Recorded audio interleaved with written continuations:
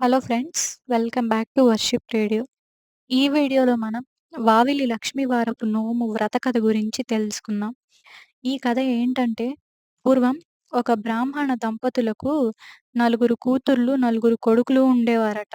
వారందరిలో చివరివాడైన కొడుకుకి తప్ప మిగతా వాళ్ళందరికీ పెళ్ళిళ్ళు అయిపోయాయి.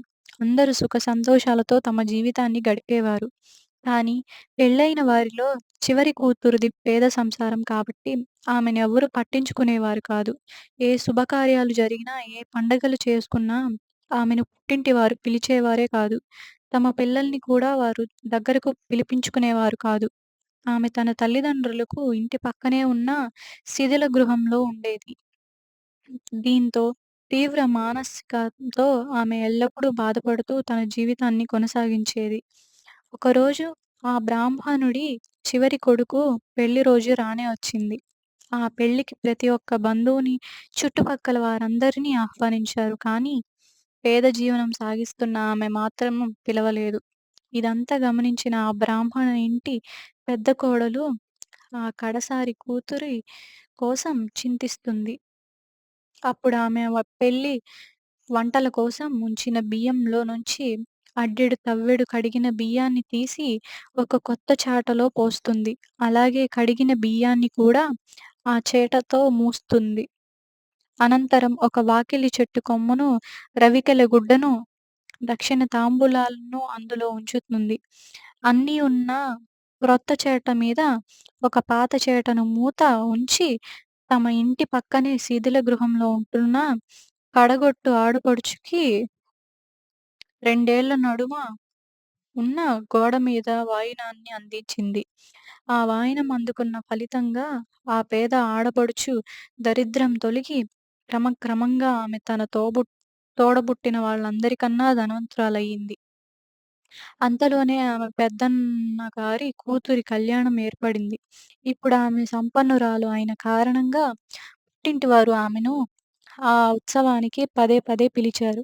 పెళ్లినాటి ఉదయం అన్నా, వదినలు స్వయంగా ఆమె ఇంటికి వెళ్లి పెళ్లి పందిట్లోకి తీసుకొని వచ్చారు. పందిట్లో బంధువులంతా ఎంతో ప్రేమగా ఆమెను పలకరించారు.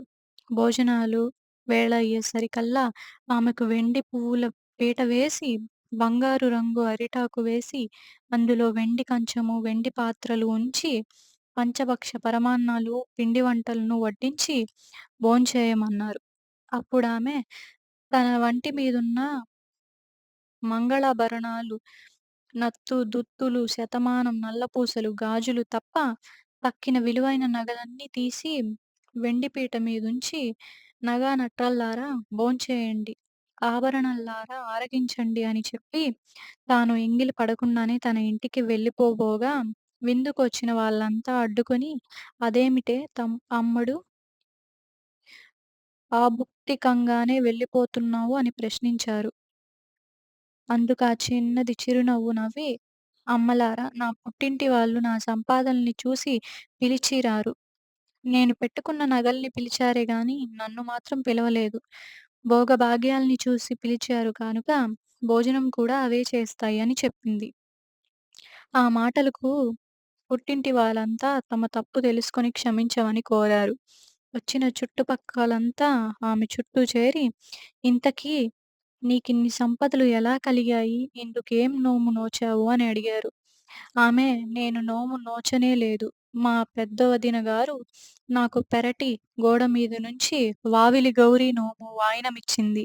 ఆ వాయినం అందుకున్న పుణ్యానికి ఈ సిరి సంపదలన్నీ కలిగాయి" అని జవాబిచ్చింది. అప్పుడది విన్న స్త్రీలందరూ, "వావిలి గౌరి నోము వాయినం అందుకే ఇంత భాగ్యం మబ్బితే, ఆ నోము నోచిన వారికి ఇంకెంత భాగ్యంబు వస్తుందో" అని ఆశ్చర్యపోయి, అప్పట్నుంచి తాము కూడా ఆ నోము నోచుకోవడం ఆరంభించారు. ఇదే వావిలి నోము వ్రతం. వీడియో నచ్చితే లైక్ చేసి సబ్స్క్రైబ్ చేసుకోండి. Thanks for watching this video.